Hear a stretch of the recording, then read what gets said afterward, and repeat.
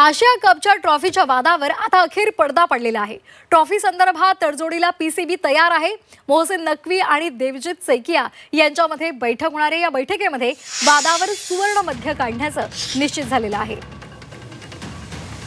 भारत आणि पाकिस्तान क्रिकेट मंडळादरम्यान आशिया चषक स्पर्धेच्या विजयी चषकांसंदर्भातील वादावर पडदा पडला असून येत्या काही दिवसांमध्ये चषकाच्या वितरणासंदर्भात सुवर्ण मध्य काढण्यासाठी काम केलं जाईल अशी माहिती बीसीसीआयचे सचिव देवजीत सैकिया यांनी शनिवारी दिली।